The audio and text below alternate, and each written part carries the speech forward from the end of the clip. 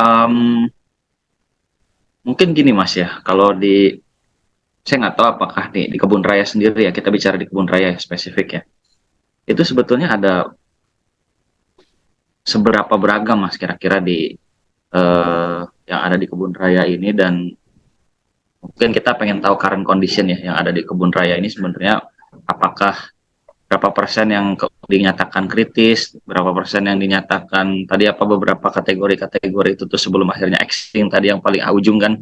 Mm-mm.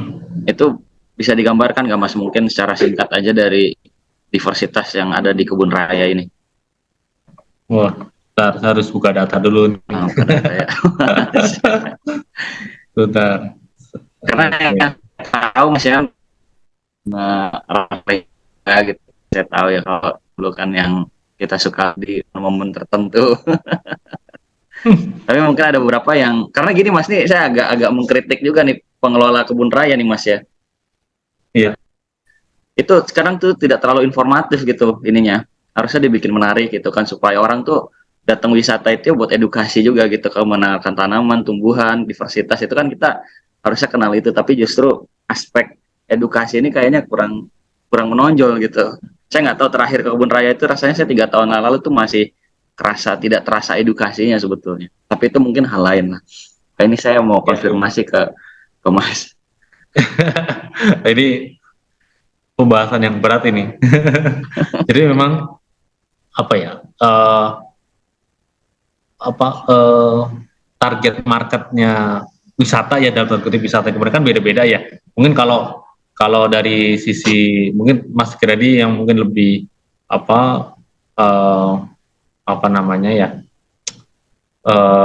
paham kaitan dengan edukasi mungkin akan menilai kurang gitu ya. Tapi dari sisi sisi sebenarnya kan ini apa ya, wisata kebun itu kan fungsi lain yang sebenarnya tanpa ada wisata pun kebun raya itu tetap ada gitu. Belum ada Jadi ya. semangat itu bukan semangat untuk menjadikan kebun raya itu seperti taman mini misalkan gitu ya, yang memang ada fungsi lain yang beda gitu ya. Mereka mungkin katakanlah bebas melakukan apapun dalam tanda kutip untuk apa ya, kita kalau kalau bicara mengeksploitasi terlalu terlalu kasar ya, apa ya, memanfaatkan uh, ke uh, material di dalamnya secara berlebihan gitu ya.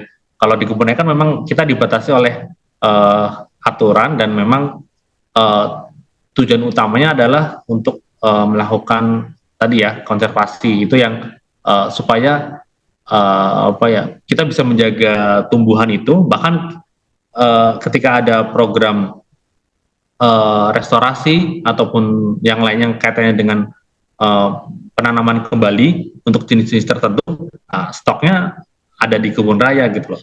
Jadi itu adalah fungsi utama sebenarnya yang menjadikan pentingnya kebun raya. Nah, tadi bicara kaitannya kebun raya secara, nah ini juga nih. Jadi Mas Mas Kredi mungkin mungkin baru tahu juga nih kalau sebentar. Kalau kebun raya itu ada banyak gitu. Ya. jadi selain kebun raya yang dikelola oleh LIPI atau kalau dulu LIPI ya, atau Brin. sekarang jadi BRIN, itu kan ada kebun raya apa Bogor, kebun raya Cibodas, kebun raya Bali, Eka Karya Bali, kemudian kebun raya Purwodadi dan kebun Purwodadi dan kebun raya Cibinong. Itu 5 yang punya yang BRIN kelola. Kemudian ada kebun raya yang kita inisiasi dan kita bangun. Nah, itu ada di kita sebenarnya sebagai kebun raya daerah gitu ya. Jadi tadi semangatnya ya, tadi itu semangat adalah semangat konservasi. Namun ini juga bisa bisa apa ya, berkelanjutan, karena fungsi kebun raya daerah juga selain konservasi juga bisa mendatangkan PNBP gitu ya, apa pendapatan nasional bukan pajak dari sisi wisatanya gitu ya. Sudah beberapa kebun raya sudah existing melakukan fungsi wisata tersebut gitu. Dan tujuan utamanya, tujuan pembentukan kebun raya gitu ya, itu syukur-syukur gitu ya, berjuang itu semangatnya adalah bisa mewujudkan konservasi tumbuhan di Indonesia dengan dari 47 tipe ekoregion di Indonesia. Coba bayangkan Mas, dari Papua sampai ke Aceh gitu ya, ujung Sumatera, itu ada klasifikasi ada 47 tipe ekor. Jadi memang tipenya itu sangat apa ya, beragam gitu ya. Dari mulai yang bersalju sampai yang kering kerontang itu ada semua di Indonesia. Dan tentunya tujuan mulianya adalah bisa gitu ya, mampu mengonservasi minimal 75% dari tumbuhan terancam dan bisa merestorasinya 20%. Ini apa ya, cita-cita dari kebun raya. Nah ini ya mungkin beberapa yang sudah ada gitu ya, kebun raya daerah yang di Indonesia dengan beberapa tipe ekoregion yang berbeda-beda. Jadi dari mulai apa namanya hutan hujan sampai ke hutan rawa gambut, kurang lebih seperti ini. Ini juga ya, ini kalau cerita tentang kebun raya ya. Nah ini juga capaian kami yang dari kebun raya. Itu ada beberapa mohon maaf, ini masih slide lama, jadi masih KRLB ini. Jadi kebun raya BRIN ya. Jadi jumlah spesimennya itu sudah kalau di kebun raya Bogor sendiri itu ada sekitar 12-an ribu lah spesimen kurang lebih. Itu spesimen itu maksudnya adalah individu Mas. Jadi ada 12-an ribu spesimen. Nah kalau kita total 4 kebun raya saja yang dikelola BRIN, selain kebun raya Cibinong itu ada 53.000. Jadi bayangkan dengan jumlah segini aja kita masih kurang dari target sebenarnya untuk mampu mengoleksi tumbuhan-tumbuhan asli Indonesia. Kita fokusnya masih di Indonesia saja ini. Nah, kemudian yang kebun raya daerah itu ada jumlah sekian, ini bisa dilihat juga ada 18.000, ada 17.000, itu cukup banyak. Nah itu yang kaitannya dengan kebun raya Mas Heradi. Ya. Mas, tapi berarti sebetulnya Indonesia ini bisa dibilang urutan pertama ya Mas di dunia yang paling diverse. Apa ada lagi di atas Indonesia yang secara diversitas itu lebih? Kalau secara itu apa ya? Secara teori itu ada Indonesia itu urutan kedua kalau tidak salah. Jadi yang pertama adalah Brazil. Karena luasan hutannya lebih luas sana, dan memang memang negara-negara yang berada di garis khatulistiwa itu mempunyai heterogenitas yang tinggi gitu ya. Karena memang kalau kita lihat dari sejarah mungkin jutaan tahun lalu, kenapa garis khatulistiwa itu mempunyai heterogenitas yang tinggi, karena memang kan cuacanya lebih hangat. Itu yang membuat makhluk itu lebih, ya kita katakanlah lebih menyukai daerah-daerah yang hangat ketimbang daerah-daerah yang subtropis, yang kalau Mas kira di jalan-jalan, misalnya ada kesempatan jalan-jalan ke daerah-daerah subtropis, di sana tumbuhannya tertentu saja, jadi pinus saja gitu, tanpa ya jangan dengan jenis. Mungkin bisa lihat dari inilah, kalau lihat film-film itu juga kelihatan sebenarnya lebih homogen gitu ya Mas. Ya di sana lebih homogen. Makanya di daerah khatulistiwa itu relatif diversitasnya lebih tinggi dari daerah-daerah di atas. Berarti memang iklim itu sangat ngaruh ya Mas ya. Ini soal betul. Iklim itu sangat berpengaruh nyata lah akan adanya keberadaan dari tumbuhan maupun makhluk hidup yang ada. Nah gini Mas, tadi ini saya nggak tahu nih, mungkin kita bisa nyambung ke hutan karena tadi saya lihat ada slide soal deforestasi dan perbedaannya dengan degradasi ya. Tapi tadi sebenarnya di slide Mas Rismon itu kan ada beberapa penyebab ya yang menyebabkan kepunahan, keterancaman. Itu sebetulnya dari faktor-faktor itu sebenarnya mana yang paling besar Mas? Apakah manusia yang tadi Mas bilang, atau sebenarnya ada nggak sih data yang menunjukkan bahwa ini loh yang lebih besar faktor yang membuat tanaman atau tumbuhan-tumbuhan itu tuh bisa punah gitu. Ya, ya. Bentar saya buka slide-nya dulu. Oke, jadi ini sebenarnya tidak hanya tumbuhan saja sebenarnya, ini secara global ini di materi biologi konservasi ini sebenarnya Mas Giradi. Makanya saya bilang ini satu ini aja udah satu berapa SKS ini untuk menjelaskan Iya, iya. sebuah ancaman akan kepunahan gitu ya. Jadi memang kalau dari apa, bentar, bisa di slide. Nah, oke. Jadi kalau memang seperti saya bilang di awal, ya kurang lebih 80% lah ancaman utama kepunahan itu berasal Manusia dari sepertinya ya. aktivitas manusia. Hmm. Kenapa gitu ya? Ya karena manusia itu butuh ya tadilah tiga tadilah sandang, pangan, papan gitu ya. Itu kan istilah kita gitu ya. Kita butuh pangan yang mungkin awalnya apa namanya lahan hutan dialihfungsikan menjadi lahan pertanian gitu kan, salah satunya Hmm. menghilangkan juga hutan gitu. Kemudian ada perikanan, tentu juga ini katanya nanti kalau apa konservasi di hewan gitu ya. Kemudian ada industri, tentu ini juga menjadi faktor utama kita menikmati meja kita sekarang ini ya, itu kan meja-meja yang Dari itu ya. mungkin mungkin ada yang pakai apa namanya ya, Hmm. istilahnya apa ya, partisi gitu ya. Hmm. Partisi itu kan karena mungkin kayu di alam sudah menipis atau mungkin mahal karena mencarinya juga sudah susah, mau nggak mau akhirnya menggunakan partisi. Berarti kan kayu-kayu di apa ya, kondisinya sudah apa ya, mungkin katakanlah ya sudah semakin jarang Makin lah. jarang ya. Nah, itu yang menyebabkan ya, jadi secara tidak langsung kita sendiri penyebab kepunahan itu karena Iya, kita iya, memang apa sih ya, ya. memanfaatkan mungkin kita tidak memanfaatkan secara langsung, tapi kita butuh itu, kita beli itu gitu ya. Makanya kalau di kehutanan tuh, kalau kalau mungkin beberapa tahun terakhir lah kaitannya dengan sertifikasi legalitas kayu ya, itu kan salah satu upaya meredam, saya menilai itu supaya meredam pemanenan yang tidak berlebihan. Jadi KTP-nya pohon itu terlacak, oh ini diambilnya dari sini.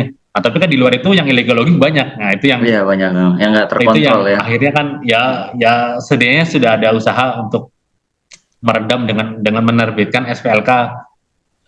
Kan sempat ramai juga tuh apa namanya, kayu yang masuk ke Eropa harus harus punya sertifikat legalitas kayu, tapi misalnya kayu yang ke Cina enggak gitu kan. Iya, ya, Apa betul. ilegal itu yang ya akhirnya ya Jadi seperti ini problemnya macam itulah. kompleks sebetulnya ya. Jadi ada masalah ke globalnya juga gitu kan, masalah Ya, perilaku manusia yang betul. Nah, tidak jadi kalau kita tidak bicara 80% ya 20% adalah faktor alam yang memang kita tidak terlalu bisa betul. mencegahnya gitu ya. Ada mungkin climate change misalkan, atau sebenarnya kalau kita runut juga climate change juga mungkin aktivitas kita juga sebenarnya, Aktivitas kita betul, dengan Mas. akibat industri gitu ya, Hmm. lapisan ozon menipis, kemudian ya Hmm. ada ya macam-macam lah perubahan yang mungkin sekarang kita merasakan juga sebenarnya, apa iklim yang tidak menentu gitu ya Mas ya. Betul, betul, betul, Nah Mas. itu Memang yang kan ya, sebetulnya kita tuh perlu memikirkan ini karena ini masa persoalan ini, Mas. Kita menyebutnya itu sebagai keadilan antar generasi ya, intergenerational justice gitu. Jadi bagaimana kebijakan publik hari ini itu harus memperhatikan sustainabilitas sekarang gitu ya, harus memperhatikan betul. keberlangsungan alam gitu, keberlangsungan lingkungan ekologi, sehingga ketika di masa depan mungkin 20 tahun, 30 tahun lagi itu ya orang-orang yang saat ini mungkin masih anak-anak, masih berusia muda itu dia merasakan keadilan gitu ya, tidak rusak, apa yang kita lakukan itu adil untuk generasi di masa depan. Jadi memang agenda-agenda konservasi ini harus kita dukung terus gitu ya Mas ya. Dan kira-kira apa Mas ya nih? Mungkin kita bicara soal partisipasi publik ya Mas ya. Kira-kira apa Mas ya hal yang mungkin perlu dilakukan oleh publik gitu untuk kan tentu ada banyak ya bentuk-bentuk partisipasi ya, misalnya saya pernah lihat itu ada semacam open science itu di beberapa negara itu, para apa istilahnya ya, pegiat-pegiat konservasi itu mereka mengajak partisipasi publik untuk misalnya ngefoto tumbuhan, terus dikirimin ke pusat database yang mana sehingga nanti itu bisa teridentifikasi misalnya ada spesies baru atau apa gitu. Atau sebenarnya ada nggak sih sebenarnya langkah-langkah yang entah BRIN, entah pemerintah lakukan supaya publik ini bisa ikut terlibat dalam agenda konservasi ini juga gitu. Ya, ini berat juga nih pertanyaannya. kita kita berbicara apa ya, skupnya global gitu ya, kaitan dengan konservasi. Ya memang memang itu saya pernah baca publikasi juga terkait dengan ada di Nature juga, kalau saya kata netizen Open scientist knowledge kalau tidak salah sebutannya, open knowledge. Jadi ada platform khusus yang orang tuh bisa lihat. Ya, Jadi tinggal klik gitu dan orang tuh bisa partisipasi, misalnya ya, ada tanaman yang tidak teridentifikasi di betul. platform itu dia kirim nanti sama peneliti akan lihat. Ya, ya itu sempat sempat apa ramai juga kaitan dengan netizen scientist itu juga. Itu sebenarnya mungkin kalau dikatakan sebuah partisipasi untuk masyarakat awam, jelas itu suatu apa ya, kepedulian yang sangat tinggi, karena bisa memberikan kontribusi nyata ya kaitan dengan sisi sainsnya, tidak hanya sebagai hunters. Mungkin kalau kita istilah hunter pasti sudah paham nih, hunter itu kan biasanya seringnya memanfaatkan secara berlebihan dan mengambil keuntungan dari situ. Itu yang biasanya dilakukan oleh pemburu mungkin dulu sempat ramai tanaman hias gitu ya, di hutan isu-isunya juga tanaman bawahnya menghilang gitu kan, para yang mungkin tidak, dalam tanda kutip, tidak bertanggung jawab. Nah, ya sebenarnya langkah nyatanya itu kalau kita katakan jangan menggunakan kayu juga tidak mungkin gitu ya. Makanya saya karena kita juga agak bingung ya. Kalau misalnya gini Mas nih, mungkin agak motong, maaf ya. Jadi misalnya gini, ini kan kita sering supaya tidak terjadi banjir, maka jangan buang sampah sembarangan. Itu kan ajakan-ajakan yang sebetulnya publik partisipasi gitu. Tapi kalau misalnya kita mau bilang partisipasi yang benar-benar konservasi, itu kan kadang-kadang paradoksal ya, kayak ya saya pribadi juga pakai gitu barang-barangnya.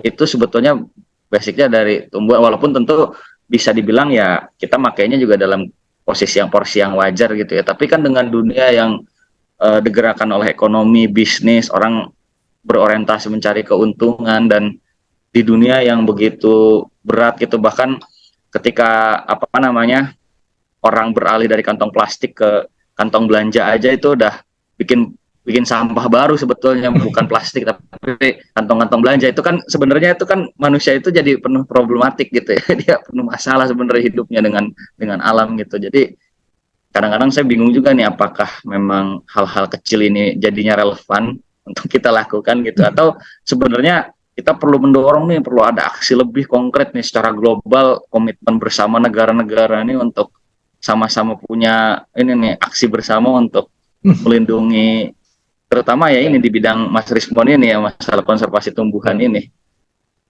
Ya memang apa ya, kalau dari aksi misalkan tadi kita kan negara-negara sebenarnya sudah berkomitmen juga kalau dari sisi global gitu ya, kan karena di konservasi itu ada pertemuan rutin juga antar negara yang memang sepakat misalkan untuk penurunan emisi karbon dan sebagainya. Itu kan dari sisi kebijakan global gitu ya. Nah kalau sisi dari kita sendiri ya sebenarnya hal-hal kecil lah, tadi katakanlah tidak buang sampah sembarangan, meskipun mungkin bukannya kita tidak bisa hopeless ya, tapi kadang tuh serasa hal-hal kecil yang sebenarnya tuh kok rasanya semoga sih tidak tetap bermanfaat lah, karena ya semoga saja simpel aja sih. Kalau ke buang sampah, di tong sampah tuh ada tulisannya organik, anorganik gitu. Tapi nyatanya ketika sudah diambil oleh petugas, dicampur juga gitu. Contohnya kadang-kadang, oh ya mungkin Belum mungkin ada. dari sisi kita sendiri gitu ya. Ya paling mudah ya kita mencoba peduli akan lingkungan lah untuk Boleh ya. menanam pohon misalkan dari hal yang paling kecil gitu. Kita menanam pohon di sekitar rumah kita, di ada lahan kosong misalkan di komplek-komplek kita tanamin tanaman yang bermanfaat itu.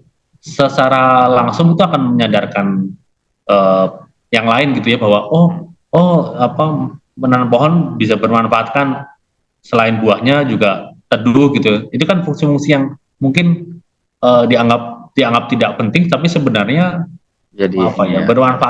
bermanfaat untuk publik gitu. Itu sih. Jadi sebetulnya nih mungkin kalau saya tangkap ini sebenarnya masalah etika aja ya, etika manusia sebagai ya sebagai seorang manusia gitu kan dalam memperlakukan lingkungannya gitu kan. Termasuk sebenarnya ya hal-hal kecil gitu kayak tadi yang saya contoh di awal gitu ketika banyak orang naik gunung gitu kan ngambilin tumbuhan-tumbuhan yang ada di dataran tinggi.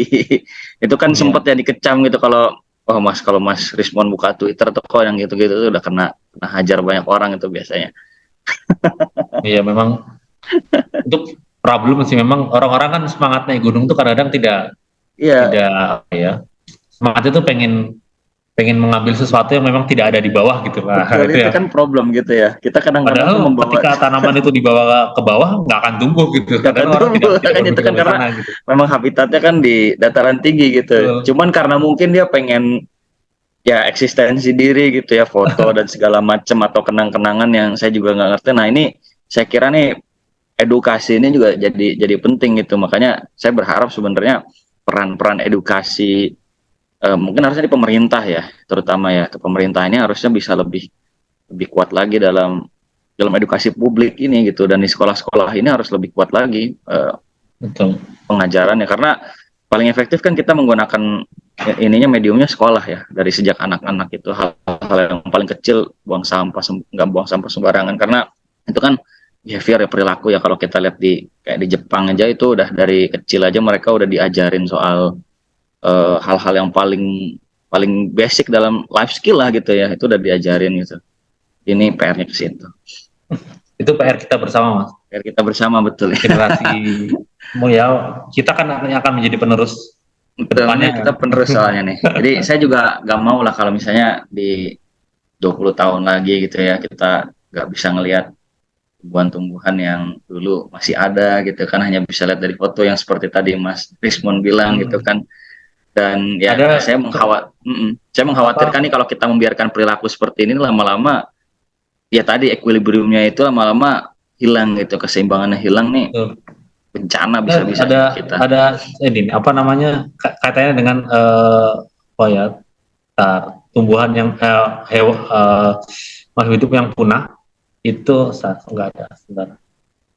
Jadi tadi ya kita kita kita hanya bisa menikmati itu eh, dari foto saja gitu mas. Itu yang sangat-sangat apa ya menyedihkan. Wah kok tidak ada di slide. Jadi mungkin sempat tahu mungkin burung dodo gitu ya.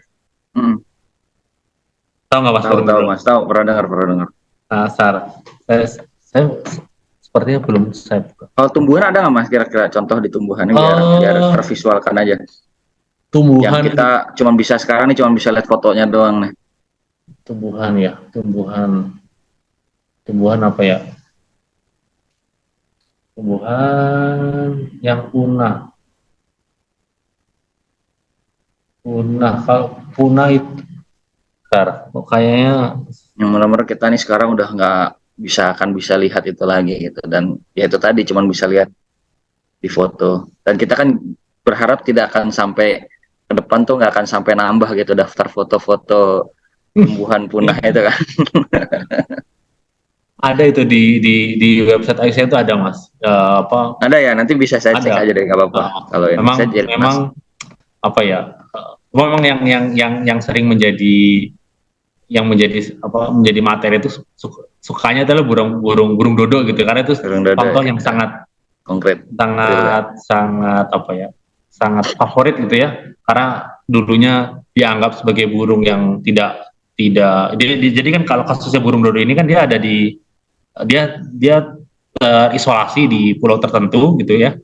Kemudian ada pendatang ke situ menganggap burung itu adalah burung yang jelek gitu ya, burung yang tidak berguna lah. Kemudian diburu sampai habis, kemudian ternyata menyadari burung itu ternyata punya tingkat kecerdasan yang lebih gitu ya. Itu mungkin ditonton 100 tahun setelah kejadian itu gitu ya.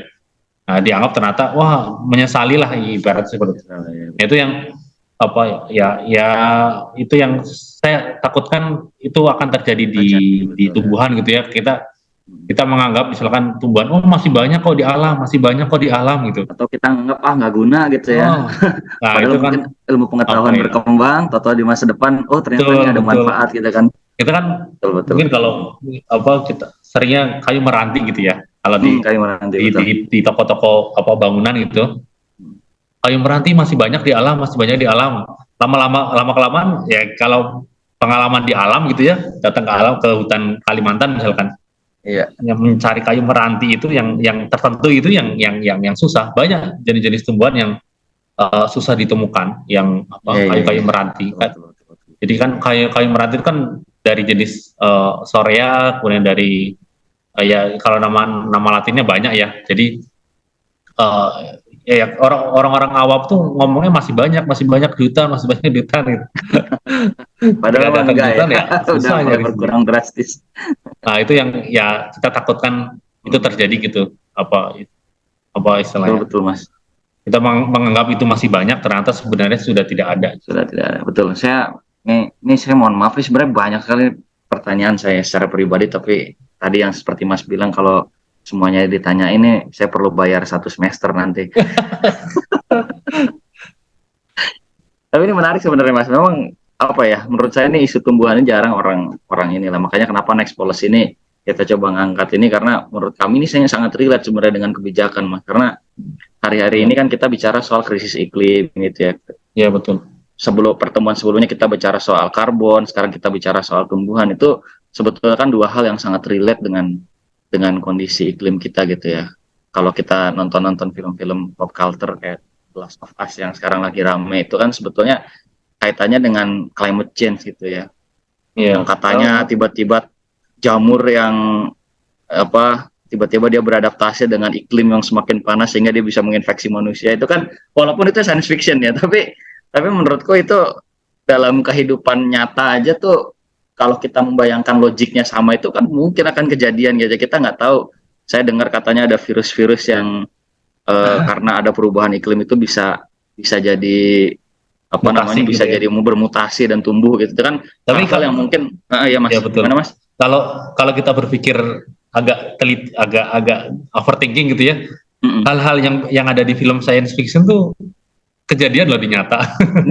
Itu makanya saya kadang-kadang khawatirnya ini jangan-jangan beneran ini kalau ada yang kejadian kayak gini kan, mana kita ini hidup ini kan.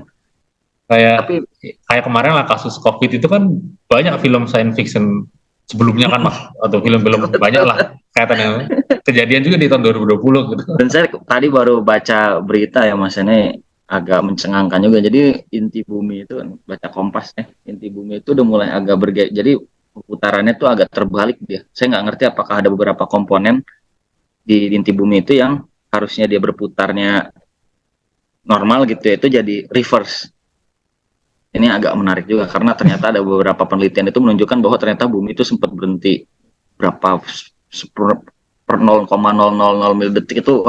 Saya kira ini ngeri sekali nih kalau kita nggak ngambil perhatian sebenarnya kayak seperti ini.